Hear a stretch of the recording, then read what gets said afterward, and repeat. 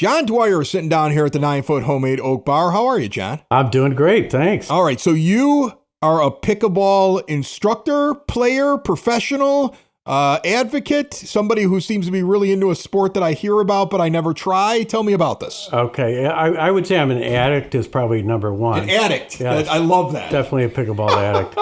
And I do all the above. You know, I teach lessons through the Park District in Evergreen Park. I enter tournaments. I play for fun. I play all over the Chicago area. And I've been doing it for about 2 years. And it's the most addictive. I played every sport you can imagine, and I was terrible at every one of them. And I got into pickleball and actually got pretty good at it. I'm the world's okayest pickleball player. Well, I think it's funny because it sounds to me as somebody from the outside hearing about it, and pickleball is becoming a thing in Evergreen Park. That's why I'm having you on. That there's a lot of people who play it, a lot of people who play it locally, and a lot of people play it because it's not. I don't want to say it's not a hard sport, but it's a sport that people that are getting older can be very good at. It's a sport that people who have not been very successful at other sports can suddenly be really good at this one. And I wonder what kind of sport is it really? Because generally, if you're a good athlete at one thing, you're good at the other thing. And I keep hearing pickleball as being described as something like you may suck at everything, but you could be really good at pickleball. Yeah. Well, yeah, and that's kind of the thought behind it. But in reality, there's players at all different levels and all different ages. And I would call the sport accessible more than anything else because I played with, and beat kids in their 20s, and then I've gotten beaten badly by people in their 80s. And so... That's embarrassing. Well, I'm embarrassed for you. Thank you. Nobody was embarrassed. It was at a tournament. You had me at I should try pickleball until you just told me that an 80-year-old may beat me in a sporting event. My dad isn't even 80 yet, and if he beat me at something head-to-head, I'd be embarrassed at this point. Well, it was my first tournament. It was actually in Evergreen Park, and it was sponsored by Mayor Burke and over at Veterans. And I got to the finals, but my partner and I got beat by two 80-year-olds. So wow. It really taught us a lesson. It was your partner's fault, right? Well, of course it is. Yes, okay. It always is, yeah. So is pickleball a double sport then, essentially? When I think about it, I think, here's my thing. Based upon the fact you have a racket, you got a ball there. It's much bigger than a tennis ball. But I'm thinking racket, ball, court, similar to tennis. Is it a doubles sport only, or can you play it singularly? Well, there are people that play single, and usually more for practice and for maybe if two friends that are real super competitive with each other, that type of thing. But 90% of it is doubles. Okay. And it's the most open play sport that you can imagine. So in other words, I can walk into any pickleball court as long as I have my paddle with me, then I can jump right in and play with whoever's there. And whether it's in Evergreen Park or anywhere in the city or anywhere else. What's the paddle run for? Show the paddle to that camera over there. If you're listening to this on audio, don't worry, the video will get out and we'll share it on social media. But there's not a cover on that. When I first looked across the bar, I was like, okay, that looks like it's a cover, but instead that's just a one big solid piece. It's not like a tennis racket where you have the strings and there's air and stuff like that. Right. It's like walking around with an actual paddle. I mean, to describe it to somebody who can't see it, I would say it's a very modern looking version of the kind of paddle that the nuns would use on you way back in the day when they were still able to paddle you. Yeah, I went to Catholic high school and I had a math teacher who had something like that. Yeah. Now it's turned into a pickleball. Exactly. Right. Do you get a little PTSD when you look at it? A little bit. We'd put math problems on the board, and he would once we were done, he'd say, "Okay, Mr. Dwyer, you want to bet your bottom?" And he'd slap his paddle. Like that, and I'd be like, and okay. Now you play pickleball yes, with it. That's amazing. And then the ball looks like something I would throw to my dog in the backyard. It's one of those wiffle balls. It's not exactly a wiffle ball. That's one, if you were playing wiffle ball with that, you would hit a lot of home runs. That's the home run ball when you're screwing around playing wiffle ball in the backyard. No, absolutely. And so it flies. That ball moves. It moves fast. It right. Yeah. It does move fast, and the game is actually very fast. Especially in doubles because. A lot of the game is close up to the net, so the majority of the game should be theoretically played right near the net. So you get people pounding it back and forth to each other. Yeah. And like, for example, I play over at the tennis club sometimes in Evergreen at 91st in California. And we have people from all over the city that come there, mostly young guys. And they can just knock this thing like crazy, you know. And so you have to be quick, you have quick hands in order to, you know, keep up with them and that kind of stuff. You say that, and immediately I think to myself, okay, what are the most common injuries at pickleball? Is it getting whacked in the face with one of the balls, okay, which you don't want, or are you pulling certain things? Like, what do you see on the court for the person that's nervous? They're going to injure themselves because every year, and it's coming up very soon, I will be playing 16-inch softball with a bunch of middle-aged men. And inevitably, you're going to see guys running up the first base line, grabbing their hamstring, hurting their ankle. I saw one guy break his wrist one time. I mean, that's what I think about now in my 40s. How will I injure myself doing this? Well, you know, and that's a great question because pickleball injuries are kind of a thing now, right? Because, 5 years ago, nobody ever heard of a pickleball injury. Right. So now, when I teach lessons, first thing I tell people, don't run backwards. You know, if you run backwards, that's the biggest source of injury in pickleball. So people fall backwards, they fall to the side, they'll twist their knee when they're running backwards and that type of thing. So I teach them to run side on an angle so that they don't, they have a lot better balance and that type of thing. So that causes the most injuries is running backwards. And the other thing is not having the right type of shoes. So in pickleball, a lot of people come there with running shoes. Right. And running shoes are designed to go forward and back, and that's it. Whereas pickleball is a lateral game. 90% of it is lateral. So you're going to be moving side to side, so you want to have court shoes of some kind. You know, they sell pickleball shoes at a premium, but they're the same thing as tennis shoes. You know, all right. Something like a tennis shoe for a tennis court, something along those lines. So now you're teaching people.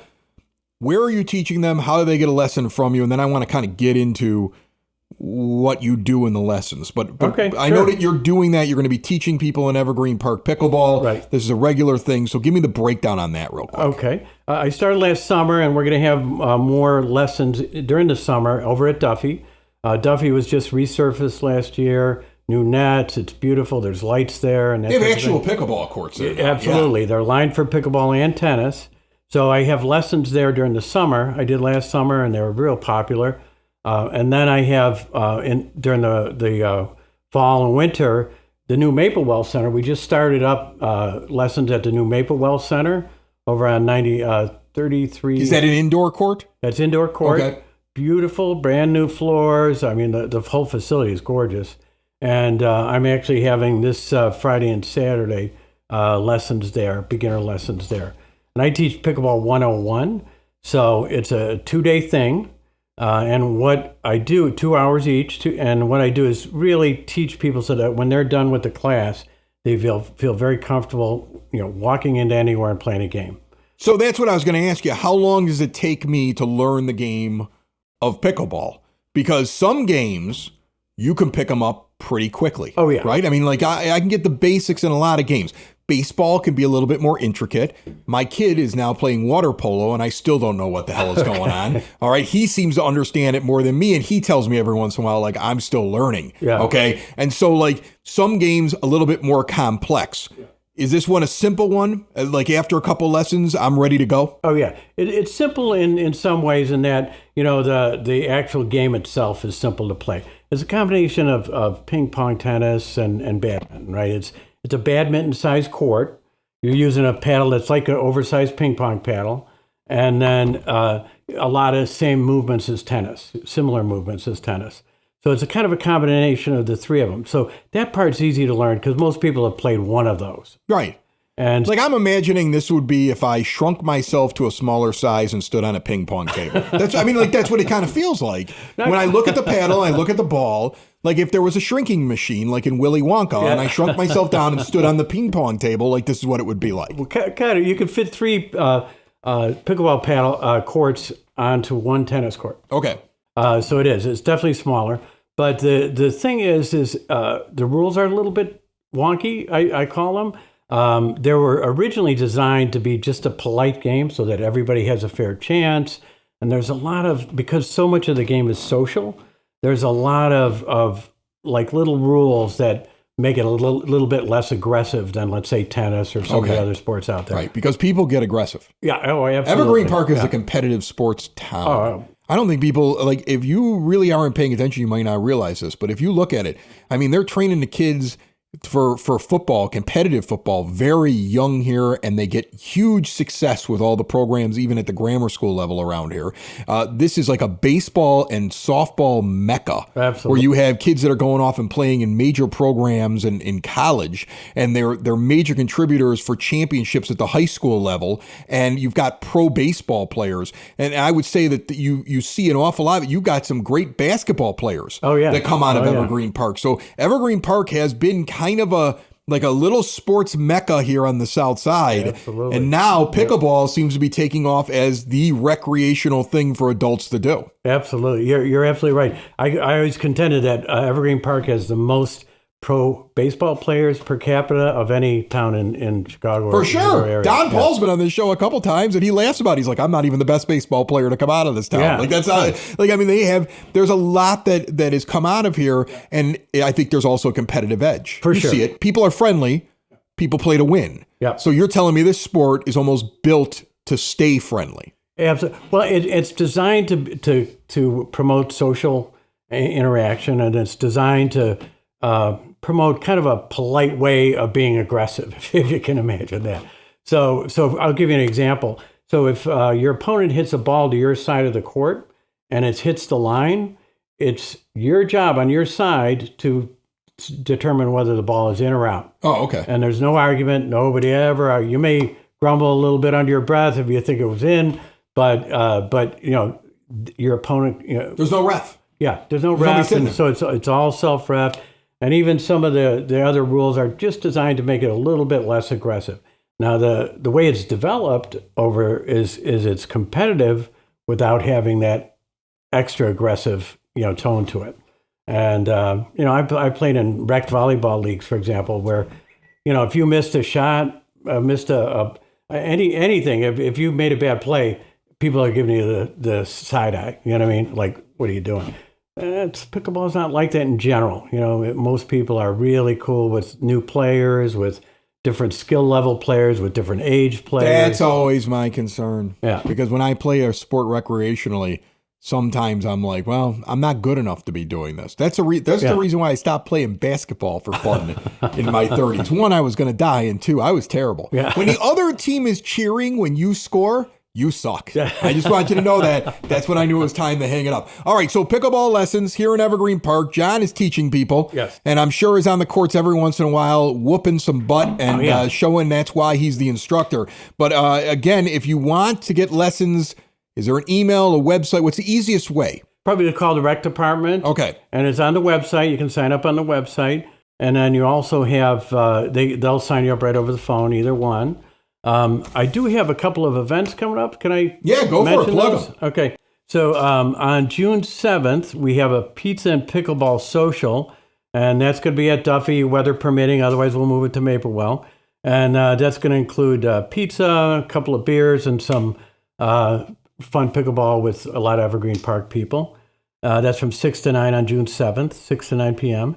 Then on June 14th to 15th, I've got beginner lessons. Once again at Duffy, weather permitting, otherwise we'll move it to Maplewell Center. And then on June 22nd, we have in the morning, 10 to 12 a.m., 10 a.m. to 12, we have pickleball and donuts, and that's once again at Duffy or Maplewell. So more social events.